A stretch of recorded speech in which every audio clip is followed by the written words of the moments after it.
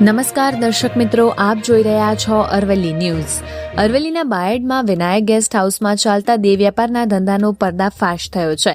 Bayad police station વિસ્તારમાં SOG પોલીસને guest હાઉસના માલિક અને મેનેજર બહારથી મહિલાઓ બોલાવી અને પુરુષ ગ્રાહકો બોલાવી વૈશ્યાવૃત્તિનો ધંધો કરી કૂટણખાનું ચલાવતા હોવાની મળેલી બાતમીના આધારે પાવન પ્લાઝા કોમ્પ્લેક્સના પ્રથમ માળે આવેલા વિનાયક ગેસ્ટ હાઉસમાં એસઓજી પીઆઈ પીબી ચૌધરી અને એસઓજી પોલીસ ટીમે રેડ પાડી હતી. પોલીસના જણાવ્યા મુજબ તપાસ દરમિયાન મહિલાઓને બોલાવી પુરુષ ગ્રાહકો પાસેથી નાણાં મેળવી ગેરકાયદેસર દેહ વ્યાપારનો ધંધો ચલાવવામાં આવતો હોવાની હકીકત સામે આવી છે. પોલીસનું કહેવું, સમગ્ર મામલે પોલીસે ધ એમરોલ ટ્રાફિક એક્ટની કલમો હેઠળ ગુનો નોંધી કાયદેસરની કાર્યવાહી હાથ ધરી છે.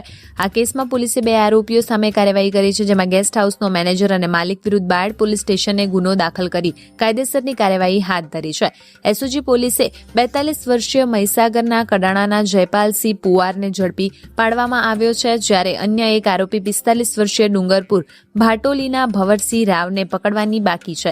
ત્યારે અરવલ્લી એસઓજી ગેસ્ટ હાઉસની યાર્ડમાં ચાલતા કૂટણખાનાનો પર્દાફાશ કર્યો છે. વૈભવ રાઠોડ, અરવલ્લી ન્યૂઝ, મોડાસા.